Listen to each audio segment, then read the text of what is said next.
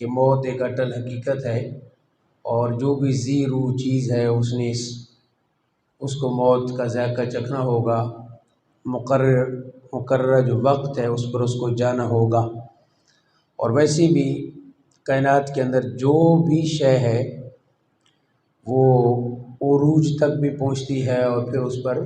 زوال بھی آتا ہے، چاہے وہ آپ سورج کی مثال لے لیں یا چاند کی لے لیں یا کوئی بھی شے ہے، بہار ہے، ہر شے آتی ہے اور پھر جاتی ہے۔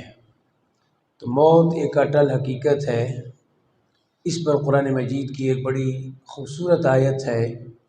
وَهُوَ الْقَاهِرُ فَوْقَ عِبَادِهِ وَيُرْسِلُ عَلَيْكُمْ حَفَظَةً حَتَّى إِذَا جَاءَ أَحَدَكُمُ الْمَوْتُ تَوَفَّتْهُ رُسُلُنَا وَهُمْ لَا يُفَرِّطُونَ۔ سورہ انعام میں فرمایا وہی خدا ہے جو اپنے بندوں پر غالب ہے اور تم سب پر محافظ فرشتے بھیجتا ہے، یہاں تک کہ جب کسی کی موت کا وقت آ جاتا ہے تو ہمارے بھیجے ہوئے نمائندے اسے اٹھا لیتے ہیں اور کسی طرح کی کوتاہی نہیں کرتے۔ اس کا مطلب یہ ہوا کہ ایک مقرر وقت ہے جس پہ فرشتے آتے ہیں اور ملک الموت علیہ السلام آتے ہیں اور پھر انسان کی جو روح ہے وہ قبض کر لیتے ہیں۔ یہ ایک فرد کی موت کا تذکرہ ہے۔ اسی طرح اگر آپ دیکھیں کہ جو امتیں ہیں، سابقہ امتیں ہیں، ان کا تذکرہ قرآن مجید کے اندر موجود ہے، اور ایک ایک امت کا تذکرہ آپ کو قرآن میں ملے گا کہ کس طرح اللہ تعالیٰ نے ان پوری امتوں کو ختم کیا۔ جیسے قوم عاد ہے، فرمایا وَاذْكُرُوا إِذْ جَعَلَكُمْ خُلَفَاءَ مِنْ بَعْدِ عَادٍ وَبَوَّأَكُمْ فِي الْأَرْضِ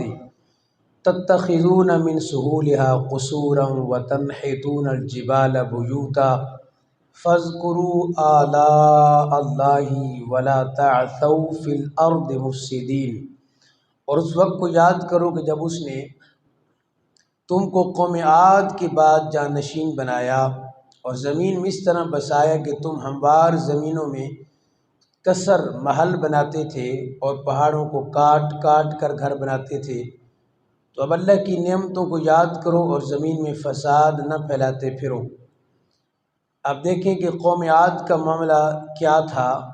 کہ اتنے طاقتور تھے کہ وہ پہاڑوں کو کاٹ کر اپنے گھر تیار کرتے تھے، اتنی قوت اور اتنی طاقت ان کے پاس تھی، لیکن جب موت آئی تو ایک لمحہ بھی نہ لگا اور ان کی طاقت، ان کے قد و قامت، بڑے بڑے قد، ہر شے دھری کی دھری رہ گئی۔ ان کے خوبصورت محلات، پہاڑوں کو چیر کر بنائے ہوئے مکانات، وہ سارے کے سارے اسی طرح رہ گئے، اور موت نے ایک لمحہ نہیں لگایا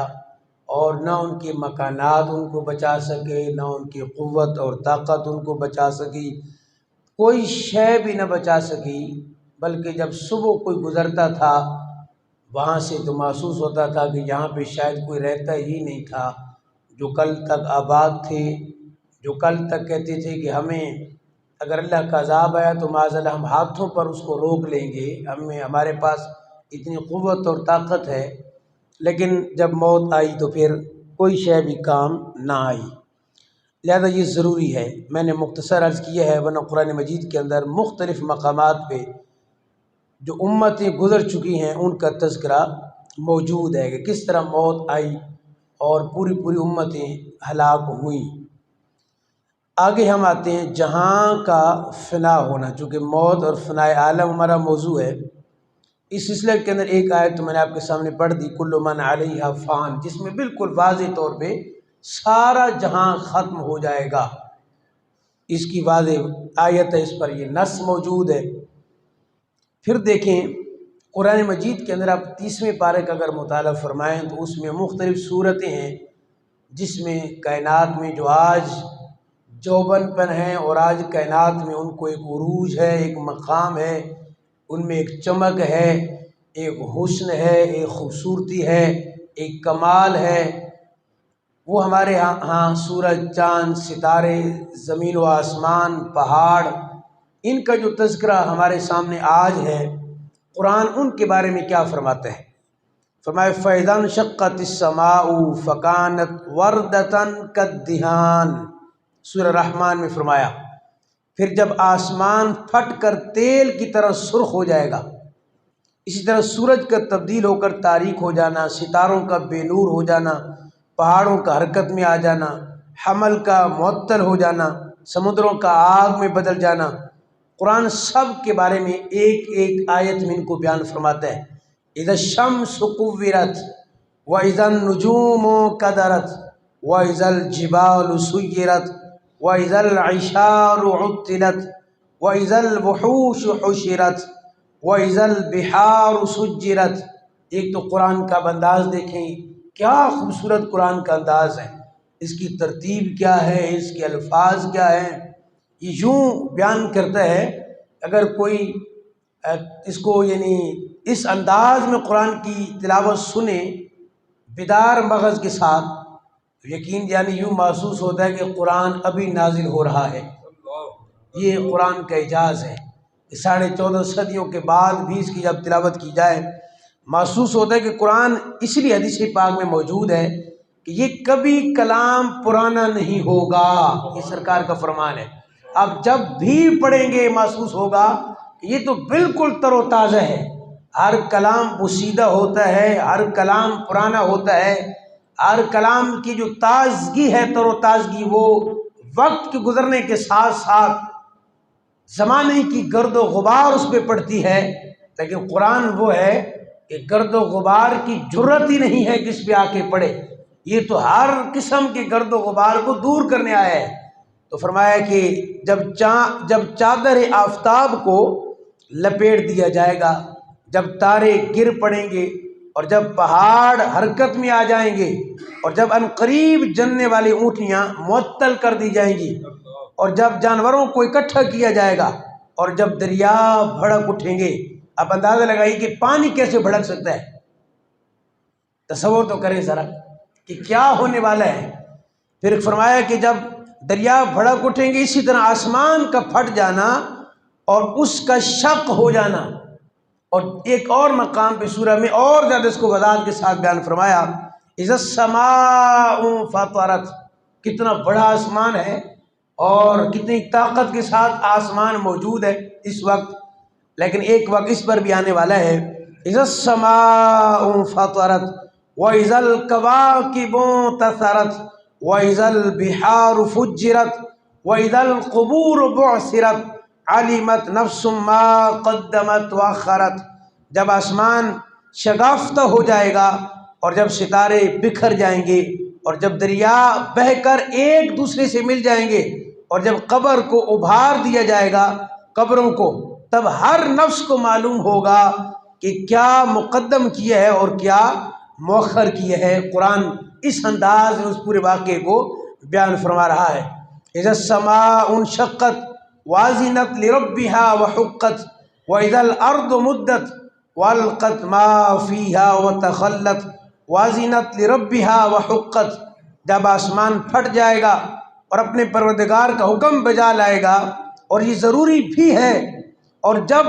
زمین برابر کر کے پھیلا دی جائے گی اور وہ اپنے ذخیرے پھینک کر خالی ہو جائے گی اور اپنے پروردگار کا حکم بجا لائے گی، اور یہ ضروری بھی ہے، یہ سب موجود کی علامات موت ہیں کہ یہ سب کچھ فنا ہو جائے گا۔ تو قرآن ہر ایک کو بیان کر رہا ہے کہ اے انسان، اگر آج بھی تجھے کوئی اس طرح کا غفلت کا کوئی معاملہ ہے کہ شاید میں ہمیشہ کے لیے رہنے آیا ہوں، تو یہاں تو بڑی بڑی طاقتور چیزیں بھی ہمیشہ کے لیے نہیں ہیں، تو بظاہر پھر اس کے آگے تیری کیا حیثیت ہے؟ انسان کا ایک سانس کا مسئلہ ہے، اور ذرا سا سانس رکتا ہے تو انسان اپنی زندگی کھو بیٹھتا ہے۔ اس لیے قرآن نے ان چیزوں کو بھی بیان کر دیا کہ جس کو انسان عالم حیرت میں دیکھتا ہے اور دیکھ کے سمجھتا ہے کہ ان کی تو بڑی قوت اور بڑی طاقت ہے، اور کس ہیبت اور شان کے ساتھ یہ چیزیں قائم اور دائم ہیں۔ تو قرآن نے کہا نہیں، یہ قائم اور دائم تب تک ہیں جب اللہ نے ان کو قائم اور دائم کیا ہوا ہے، ورنہ قائم اور دائم ذات تو صرف اللہ کی ہے، باقی ہر ایک کو فنا ہے۔ تو یہ نص آ گئی، کل من علیہا فان، ہر شے کو فنا ہے۔ یہ انسان کو دعوت فکر دی گئی کہ شاید کوئی انسان یہ سمجھ بیٹھے کہ میں تو بڑا طاقتور ہوں اور میں تو ہمیشہ کے لیے آیا ہوں اور مجھے کبھی موت نہیں آئے گی اور میں اپنے محلات کو چھوڑ کے نہیں جاؤں گا۔ میں ان سہولیات کو نہیں چھوڑ کے جاؤں گا جس پہ میں نے 50 سال لگائے اور اتنا خوبصورت محل تیار کیا، اس میں بڑی بڑی آسائش آرائش زیبائش کا سامان میں نے رکھا، اور میں اپنے رویے سے یہ بتا رہا تھا اور اپنے عمل سے یہ بتا رہا تھا کہ شاید موت میرے قریب ہی نہیں آئے گی، اس لیے میں نے جس انداز سے محل بنایا ہے اور جو آرائش اور زیبائش میں نے مہیا کی ہے اور جس طرح میں نے دنیا سے محبت کی ہے، دیکھنے والوں کو یہی لگتا ہے کہ یہ تو جانے کے لیے بنا ہی نہیں ہے۔ یہ دعوت دی گئی ہے صوفیاء کے ہاں کہ انسان تیرا اس دنیا سے جو لگاؤ ہے اور تیری اس دنیا سے جو محبت ہے، تجھے دیکھ کے لگتا نہیں ہے کہ تو یہ بھی سوچتا ہوگا کہ میں کبھی جاؤں گا، کیونکہ جاننے والے یوں تو نہیں رہتے، جاننے والوں کا انداز یوں تو نہیں ہوتا کہ وہ اس دنیا کو اس انداز سے پیار اور محبت کرنے لگ جائیں۔ تو کہا صوفیاء نے یہ انسان کو خبردار بھی کیا قرآن کی روشنی میں کہ انسان تیرا یہ انداز بتا رہا ہے کہ تو موت سے غافل ہے۔ اگر موت سے غافل نہ ہوتا، اقترب للناس حسابهم وهم فی غفلۃ موردون، یہ قرآن کی آیت ہے جو ہمیں خبردار کر رہی ہے، اقترب للناس حسابهم، لوگوں کے حساب کا وقت قریب آ گیا ہے، وهم فی غفلۃ موردون، اور وہ ابھی بھی غفلت میں پڑے ہوئے ہیں۔ یہ قرآن کی آپ کو دعوت ہے، اور یہ آیت میں تو جب بھی پڑھتا ہوں ایک ضمیر کو جھنجھوڑ دیتی ہے کہ ان قریب تمہارا حساب ہونے والا ہے اور تم ہو کہ تم غفلت میں پڑے ہو۔ یہ کیسے ہو سکتا ہے کہ ایک بندے کا حساب اللہ لینے والا ہو، رب؟ ہمارے ہاں تو ایک عام بندے کو حساب ایک دن کا دینا پڑ جائے نا، ایک دن کا، کہ صبح سے شام تک بتائیے آپ نے کیا کیا کیا اور کہاں خرچ کیا، یہ سارا حساب اگر دینا پڑ جائے، حساب ایک دن کا ہو، دینے والا بندہ ہو، لینے والا آگے بندہ ہو، انسان پھر بھی نہیں دے پاتا، تو 70 سال کے ہر لمحے کا حساب رب کو دینا ہے، جہاں کوئی چوری اور خیانت اور فراڈ اور دھوکہ اور کوئی تیز ترازی اس طرح کا کوئی معاملہ وہاں چلنے والا نہیں ہے، کیونکہ الیوم نختم علی افواہہم وتکلمنا ایدیہم وتشہد ارجلہم بما کانوا یکسبون، وہاں تو آپ کے